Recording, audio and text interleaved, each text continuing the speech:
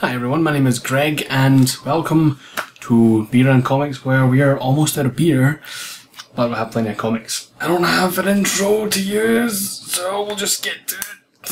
So these videos are less reviews and more impressions or just general discussion about any given comic. I've only picked up reading comics within maybe the last 3 or 4 months, and it's been quickly one of my favourite hobbies of all time.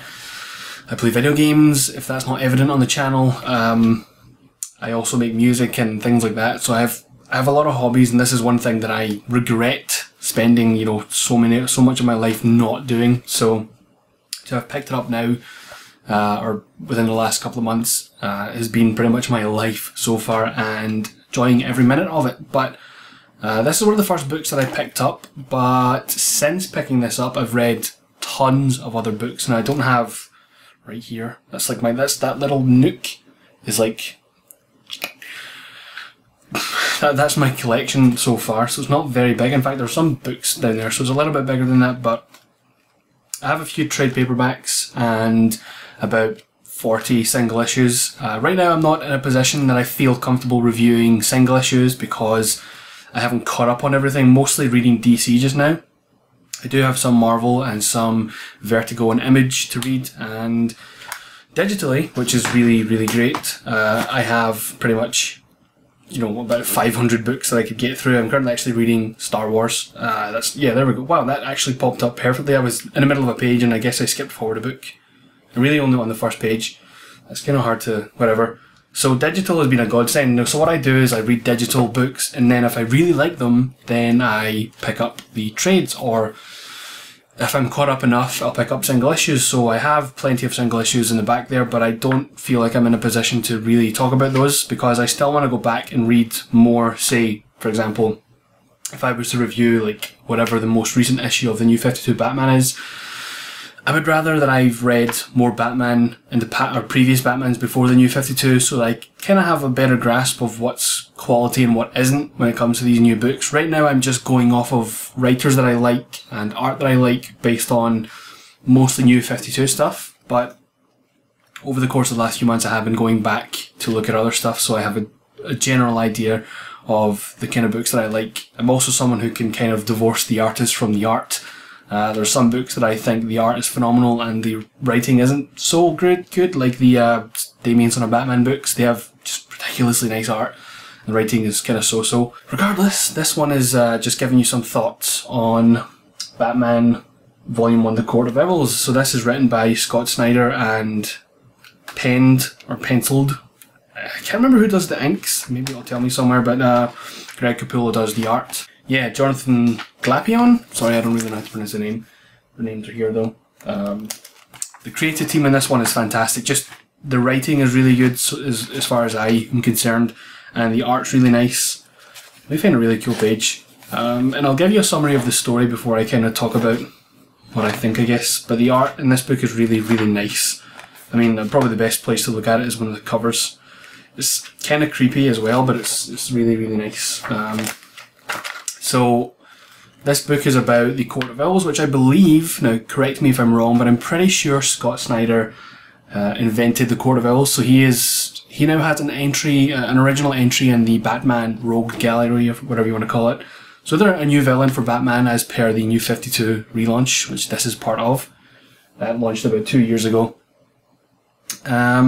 So the idea is there's this Court of Owls in the Gotham City history, and it starts off kind of very subtle hints towards this. I mean, the very first issue in this book, I think it probably collects maybe 6 issues. The first issue really just starts off with Batman being a detective, which is one thing I really liked about this book, is that it kind of follows the detective Batman aspect of the character rather than any of the other kind of iterations of Batman. So this one certainly starts off where Batman is just being Detective Batman, and one thing I really love about Detective Batman is it's not that the police want to capture Batman and arrest him because he's the vigilante. In this one, they're just kind of embracing the fact that he's so resourceful and so good at his job. Detective Jim Gordon, or Commissioner Gordon, I can't remember if he's a detective or commissioner in this book yet. Certainly got the tash for either role. He's a commissioner. He obviously sides with Batman, and it seems like the police force in general seem to think that Batman is a valuable asset as opposed to some masked vigilante that they need to capture. I could be wrong, in later volumes they maybe, you know, that changes, but I kind of suspect that isn't the case. It seems like they like Batman for his detective skills and whatnot. It starts off that Batman doesn't necessarily believe that the Court of Owls exists. There's things alluding to the fact that they might exist, but Bruce Wayne and Batman himself both kind of don't believe that this is the case. They actually go on at some point to discuss how Bruce Wayne in his past actually looked into the Court of Owls. Now if I could just bloody find it. I should have put bookmarkers in here so that I could know. Here we go. They go back into his past. So Bruce Wayne as a child actually investigated the Court of Owls. And he believes that it's all just conspiracies and lies. There is flashbacks to Bruce Wayne's ancestors where they kind of allude to there being a Court of Owls as well. It takes until Bruce actually is encountered by one of the members of the Court of Owls, their kind of assassin. It goes on to explain how these people come about. There's a kind of, I don't want to spoil too much, but there's a society that's around this kind of Court of Owls myth or what have you, and they choose these assassins, which in turn these ones are targeting Batman for whatever reason. So eventually Bruce does kind of come around, or Batman comes around, and he realises maybe these guys kind of do exist, they've kind of proven, and he goes investigating in Gotham, and then the idea is that Batman feels like Gotham is his city, so he knows every nook and cranny, but as it turns out, he doesn't, because there's these hidden coves of, you know, where he goes to investigate, and he suddenly finds out, wait a minute, there's actually sections of Gotham that I have never seen before that hold these really weird and kind of spooky looking memorabilia for the Court of Owls. So he goes and investigates that, and eventually he gets himself tied up right in among, he gets kind of more or less captured, I guess, and I don't want to spoil too much, but he does get caught, and he's kind of in the maze, and he's going through turmoil. One thing I really loved about this book is the fact that it's not a horror book, but it is kind of creepy and morose, and it has this kind of really dire, towards the end, the art takes this dive towards the really kind of creepy, almost on kind of, I don't want to say like on Arkham Asylum levels, you know, the Grant Morrison's Arkham Asylum, but it does get really, really creepy, and I'm sorry, I can't bring this close because the focus of the camera's locked, but it does get really kind of bizarre looking, and I really commend Greg Capullo for pulling that off. It is just, I mean, here we go, this one might come up better on the camera. It just shows you, yeah, really terrifying, and it does take this dive towards the last half of the first 6 issues, where it gets really scary, and it's one of those kind of stories where Batman isn't necessarily as strong as he should be or could be to fight these guys, so he ends up kind of getting beaten by them. Not necessarily beaten, but broken down. So it does, Batman and indeed Bruce himself gets broken down by these Court of Owls, and I'm sure you can imagine where it goes from there. He kind of wins, maybe, a little bit. Not necessarily, because they set up the hook for the, I guess we'll call it a sequel to this book, which is, I believe, called The Night of Owls. I haven't read it yet. Certainly plan on buying it, maybe the beginning of next year, and I'll maybe follow up with a review of that as well, of course, or an impressions video. So he gets caught by this court, and he kind of has to prove his might, and he battles through them, and it comes to this kind of big culmination towards the end where there's a plot hook for another 6 issues of, another portion of this story arc rather. I think it's 6 issues, I'm not entirely sure. So I just really like this book because the writing seems relatively original. I mean, of course, when you come to a character like Batman or Superman or any other character like that, it's kind of hard to be completely original because there's like 70 years of mythos and backstory and history and so many different variations that it becomes really difficult to be original. But Scott Snyder has managed to at least come up with something pretty cool in the Court of Owls, which, as I mentioned, I believe he created. And he kind of he leads the helm on that front as far as the Court of Owls are concerned. And it makes for an interesting read. From all the Batman books that I have read in the past few months, this one is certainly one of the most interesting because it is a new ongoing book that is doing some new and interesting things. And I've not read any of the year 1, or sorry, the 0 year, or any of the Joker relating New 52 Batman books. I've only really read this one. I have the other ones digitally, but I'm thinking I'm just going to wait to get them physically, because these are the kind of books that I would want to keep in a collection. Because like I said, I read books digitally, and if I really like them, I buy them. So I typically read single issues until I'm convinced, and then I'll just pick up single issues or trades depending on what I like. But this one I would highly recommend just because of the Court of Owls. Kind of the way they build up the story is really good. It kind of starts off, maybe the first 2 issues are kind of basic and not a whole lot happens, and then it really kicks off.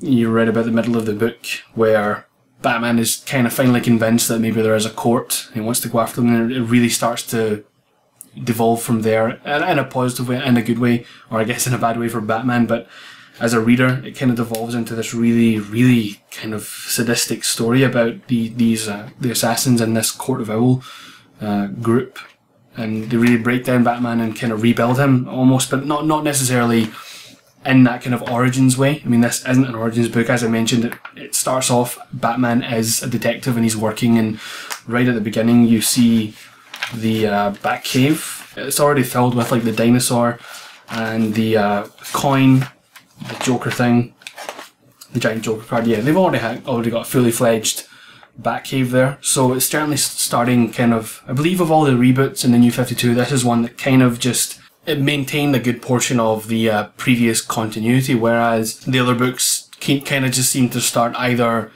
you should only need to know a little bit about the character and then it starts off from there, or it just starts from the beginning, or at least around about the time where he's still a budding hero or she's a budding hero. Whereas this one, Batman is in full swing and he certainly knows what the hell he's doing, and people certainly know who Batman is. The good thing about this book though is that it is telling a villain, or it is portraying a villain completely from scratch, from the ground up. So if this book started off with say a Joker story, there's a lot of history with the Joker that could help to contextualize the character, and it means they didn't need to necessarily write the character as if you're reading it for the first time. Whereas if it's a new hero, then they are literally building that character right in front of your eyes, and they have to detail that to make it so that you understand what goes on in the makings of this character. Whereas, like I said, if it's Joker, they can write less about him they can make less exposition around the Joker because everyone already knows the Joker and how he acts. No one knows the Court of Owls, hence it makes it very interesting to read this because it's now portraying a new villain without having the reader already know a great deal about them. So it makes it all the more interesting and mysterious to find out about this Court of Owls and how Batman is going to come up against them. And I believe this is the first arc of 2 so far. I believe the next book, which will be volume 2, is called The Night of Owls, and it follows, further in the footsteps of this book because it does have a plot hook at the end, which kind of sets you up for the next series of issues or whatever. Then they go and do something Joker, and then year 0 or 0 year. So in any case, this was a fantastic book that I highly recommend you read, and I'll probably do a video on the other volumes whenever I get those, probably early next year. So until then, go pick it up, it's really good, or get it digitally on Comixology or whatever, because it's really friggin' good. Otherwise, thank you for watching this, and I'll see you all in future review videos. I didn't even drink any of this and it's called Beer and Comics, but whatever.